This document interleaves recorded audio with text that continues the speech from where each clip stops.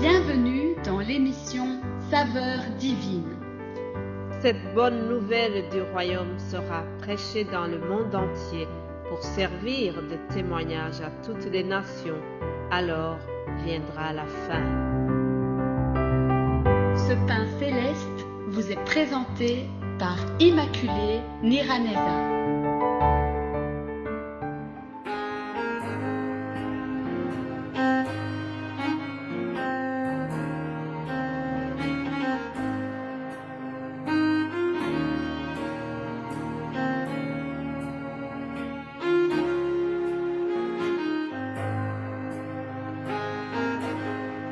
Bienvenue très chers amis à l'écoute de cette émission, que le nom de l'Éternel soit loué.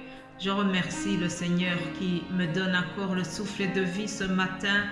Et je rends grâce à Dieu parce qu'il nous a conduits pendant toute la semaine ici. Nous sommes déjà vendredi.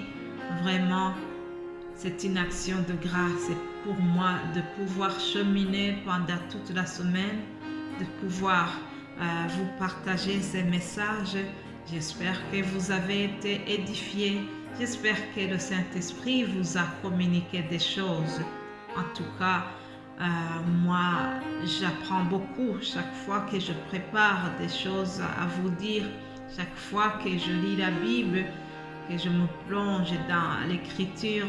Dieu me communique encore des choses. Et je suis édifiée lorsque je prépare ces messages. Avant de vous les donner, ça me fait d'abord du bien à moi. Je remercie vraiment Dieu pour ce travail. Maintenant, comme vous le savez, nous avons parlé des miracles pendant toute la semaine ici. Ah oui, notre Dieu, c'est un Dieu qui fait des miracles. C'est un Dieu qui a manifesté sa puissance dans le temps. Et la bonne nouvelle que je t'apporte aujourd'hui, c'est que ce Dieu n'a pas changé. Ce qu'il a fait au temps d'Élie, ce qu'il a fait au temps des apôtres Paul, Pierre, Jacques et les autres. Aujourd'hui, il fait la même chose. Alléluia. Que son nom soit élevé.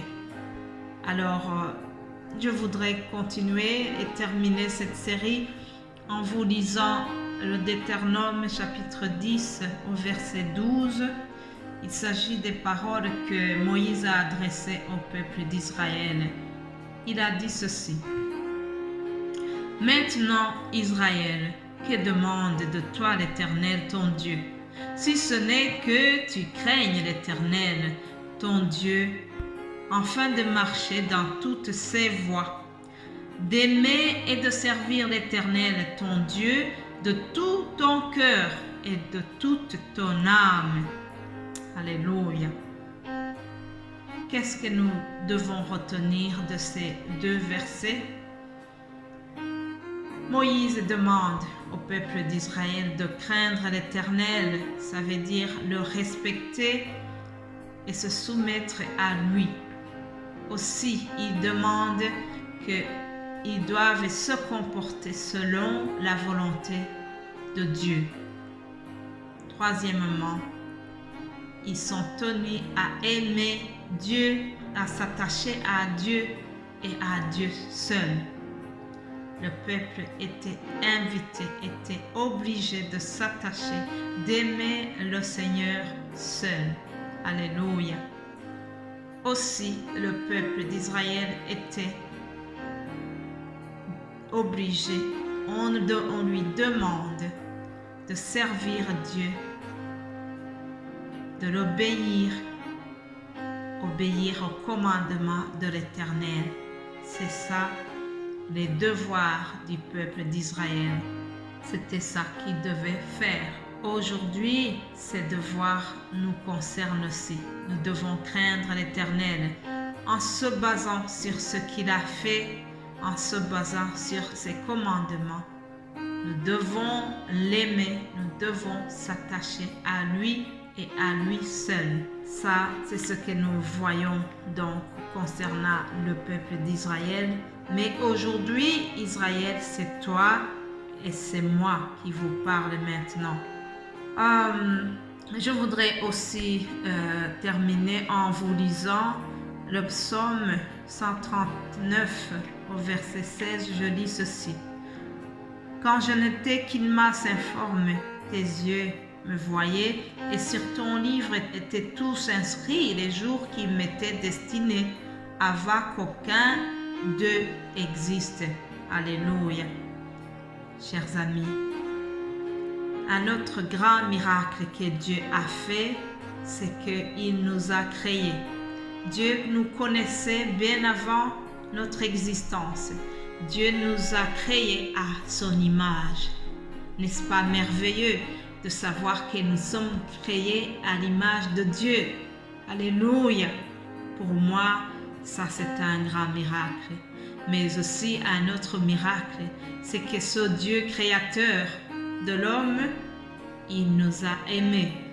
Il nous a tellement aimés qu'il nous a envoyé son Fils unique, afin que quiconque croit en lui ne périsse pas, mais qu'il ait la vie éternelle. Alléluia! Dieu nous a tellement aimés. Mais vous savez que dans la vie de tous les jours, lorsque quelqu'un aime, il a envie d'être aimé en retour, n'est-ce pas? Si j'aime mon mari, j'ai besoin aussi qu'il m'aime en retour. Si j'aime mes enfants, j'ai besoin de ressentir aussi leur amour en retour, n'est-ce pas? C'est la même chose pour vous. Et Dieu aussi voudrait avoir notre amour en retour. Il nous a aimés en nous envoyant son Fils unique, mais Dieu voudrait bien avoir la réponse de son amour pour nous. Alléluia. Alors, le grand miracle qui peut arriver aussi, c'est quand l'être humain reconnaisse cet amour dont Dieu l'a aimé. C'est quand l'être humain réponde à l'amour de Dieu.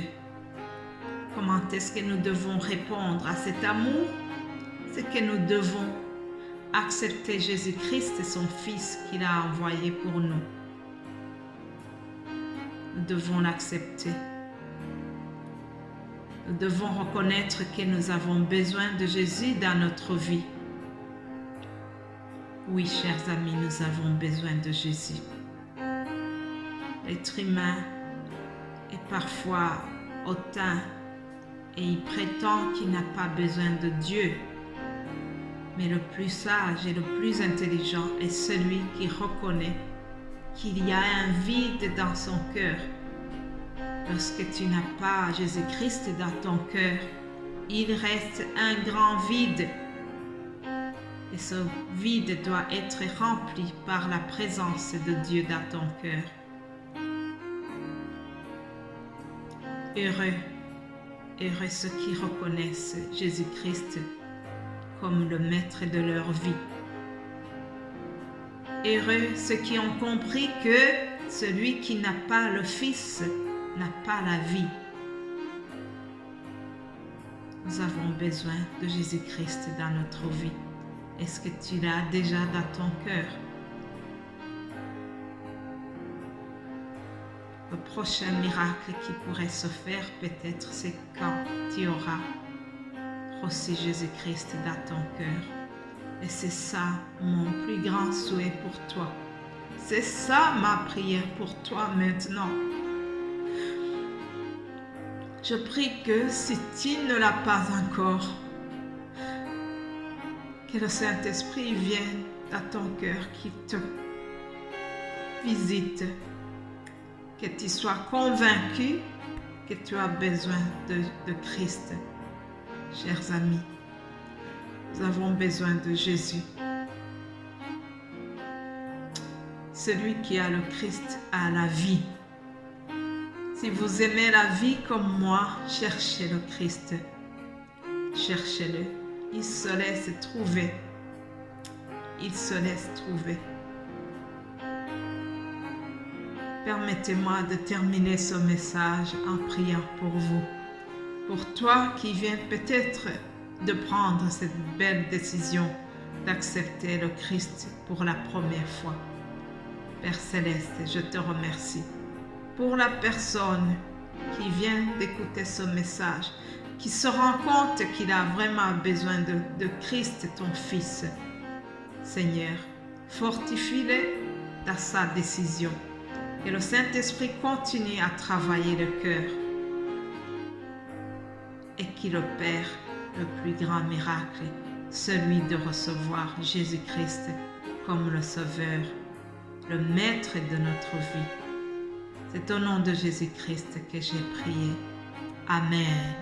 Bien-aimés en Christ, je vous souhaite de passer un très bon week-end et nous allons nous retrouver lundi par la grâce divine. Alléluia. Amen.